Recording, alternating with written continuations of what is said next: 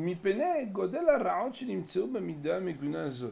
du fait de la gravité de toutes ces choses mauvaises qui se trouvent être la condition de ce qu'est ce trait de caractère négatif.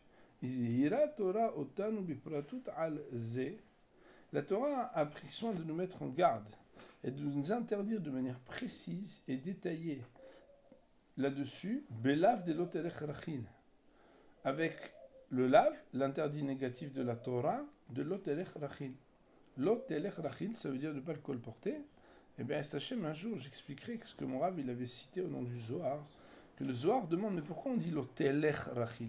Si l'action est de parler, elle n'a rien à voir avec le fait de marcher.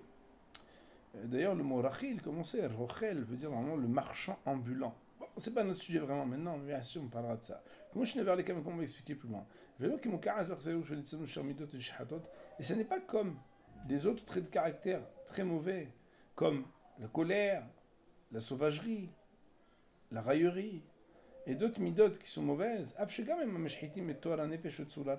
bien qu'elles aussi, c'est traits de caractère, je dis elle parce qu'en hébreu, midot c'est le féminin, mais eux aussi, ces traits de caractère dégoûtants, ils dégradent ce que l'âme devrait donner comme forme à ce qu'elle est, et que la Torah elle a aussi mis en allusion à plusieurs endroits de ne pas se comporter de la sorte, comme on le trouve à plusieurs endroits donc dans les paroles de nos Hachamim. Malgré tout, il n'y a pas d'interdit clair. D'ailleurs, c'est l'introduction du Havat al-Babod, Sha'ari Kedusha, etc. de savoir pourquoi il n'y a pas explicitement une mitzvah qui est dite à propos des midot ra'ot. Eh bien, à propos du Lashon Hara, il y a marqué l'otel echelachid. Et de plus, il semble une autre raison évidente. Que la Torah, elle a mis en garde avec un lave sur ce sujet-là. Parce que quand on est pointilleux sur, véritablement sur ce sujet-là en détail de la Shonara et de l'Echilut, c'est parce qu'on peut dire qu'ils englobent tous les interdits et les mitzvot positives qui se trouvent être les engagements qu'on doit avoir vis-à-vis de notre prochain. Verbem ben adam la makom et aussi beaucoup de choses qui concernent ben adam la makom. Kashan evel mirtz Hashem, qu'on va expliquer mirtz Hashem. Autrement dit, ça veut dire qu'ici il y a un truc spécial. C'est que celui qui béhémet, il garde le shonara ou le chilut, alors il pourrait être amené à pouvoir garder naturellement tous les engagements ben la havero ben la makom.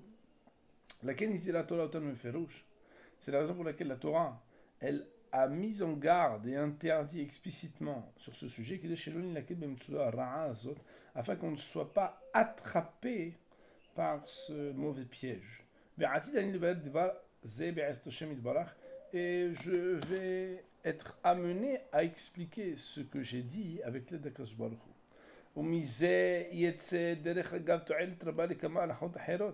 Et de cela, il trouvera être un intérêt très grand pour plusieurs autres halachot. Et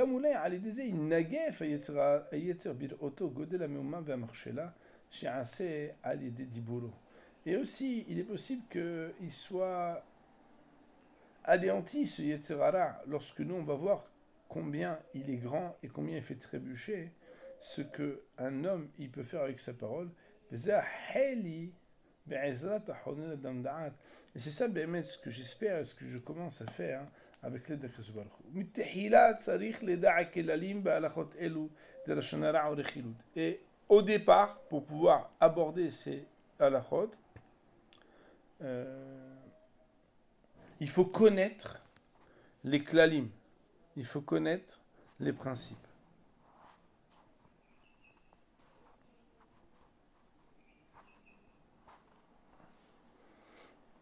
Le Lashon Hara, c'est quelqu'un qui raconte le déshonneur de son ami.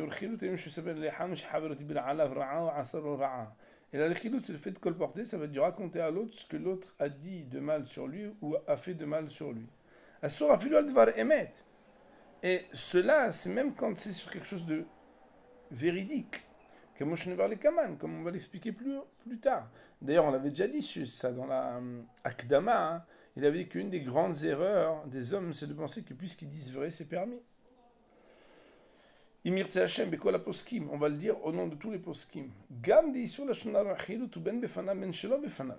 Et aussi, le Lashon Hara et la Chilut, c'est que ce soit devant, que ce soit derrière. Gam Den Chiluk Ben Mesaper la Mekabel. Il faut savoir que le Maharal, il a une mahaloket avec le Havetz Haim sur ce sujet.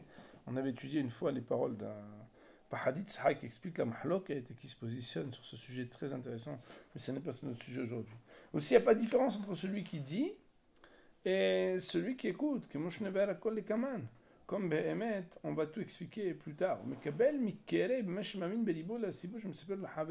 C'est-à-dire quoi être Mekabel? Mekabel, c'est pas dire écouter, ça veut dire accepter de croire dans son cœur que ce qu'il a dit l'autre, c'est vrai. Même si Behemet, c'est quelque chose que la personne, elle raconte et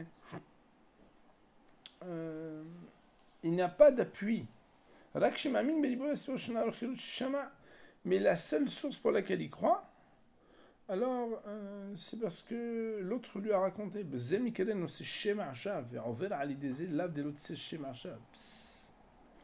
Il transgresse l'interdit de l'autre.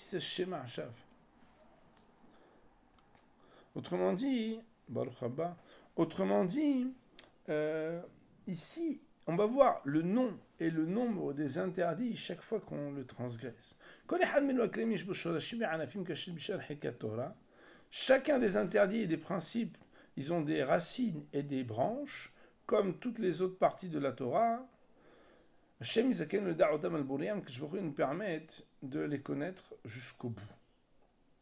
ודע דמה שנכתוב בעובר בין בלווין, בין בעשין ובין בגימל ארורים שנכתוב בקמן. Et sache que quand on va écrire quelqu'un, il transgresse les interdits, qu'il annule les misotes positives, ou bien qu'il a les 3 malédictions qu'on va expliquer plus loin. Malédiction, ça veut dire harur asher, ce qui est marqué dans les sfarim, dans les klalotes. Alors là-bas, quand on dit harur asher, alors il est clair que celui qui les transgresse, nous dit le Rav, des yesh alav, alors kavanateinu,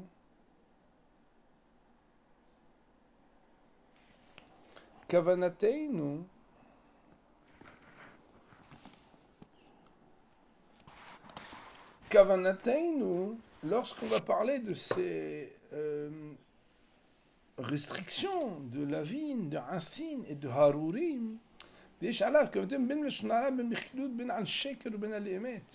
on va parler là-bas et de Shonara et du fait de colporter, et quand c'est sur quelque chose de mensonger ou quelque chose de véridique. Chaque fois qu'on écrira Arba Ofanim Arishonim, ça veut dire la Shonara Rechilut, Sheker ve'emet. Excepté quand on va le dire explicitement, des lokae, que ça ne se rapporte pas, vous voyez qui traduit lokae, que sur un des 4 points. Quand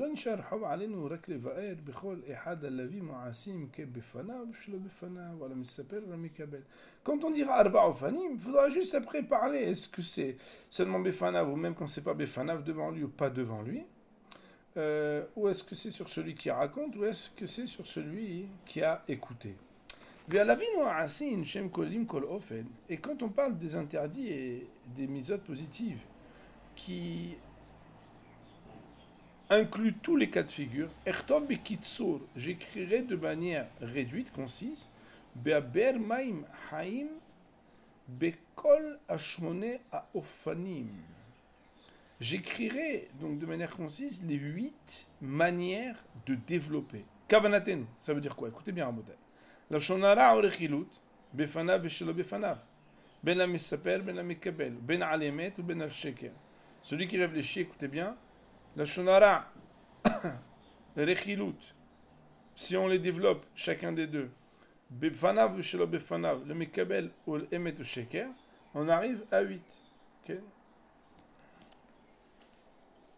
Comme on l'a fait avec nos amis, on va juste le résumer, c'est que chaque fois, en fait, il faudra vérifier, comme dans un tableau, est-ce qu'on est dans la partie Lashonara ou Rechilut, est-ce que c'est interdit Befanav, ou est-ce que c'est interdit même chez le Befanav, Est-ce qu'on est dans un cas de figure où c'est interdit pour la Messaper ou pour le Mekabel? Est-ce que c'est quelque chose qui était émet ou est-ce que c'est quelque chose qui est shekel? Il dit le Rab, et rappelle-toi de ces choses-là, pourquoi? Parce que je ne vais pas le répéter souvent. Okay? Vous savez, des fois, il y a des rabbanim qui aiment bien se répéter. Ceux qui ont déjà ouvert un Reb Haim, ils savent que, en général, il faut savoir retenir les choses. Là, le Rab, il nous dit, il y a des choses qu'on n'a pas répétées beaucoup. Et au départ, on va commencer à expliquer plusieurs interdits que l'homme il transgresse quand il fait la shonara ou le chilou. Après, on va parler des mitzvot positives. Qu'un homme il annule. Après, on va expliquer c'est quoi les malédictions. Ça veut dire que dans la vie marqué Arur Asher, notamment de Parashat Kitavo, chez Mekar Asma et des que celui qui veut mettre fait des averot sur lesquels il est marqué Arur, c'est comme s'il disait je veux bien être maudit, Barmina. Mais d'autres grands interdits, chez Nisbav Alideze, qui sont les conséquences de cela. Et je vais subdiviser cette introduction en deux parties.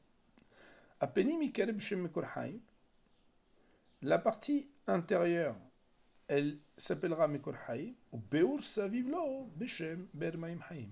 Et comme on l'avait déjà expliqué plus tôt dans la Akdama, la partie qui est le commentaire va s'appeler Be'er Maim Haïm. Et la raison pour laquelle ça s'appelle comme ça, je l'ai expliqué dans l'introduction, dans le préambule. Be'er Maim Haïm, il voit al Eze Ofen Neemar Kollav ou Assez.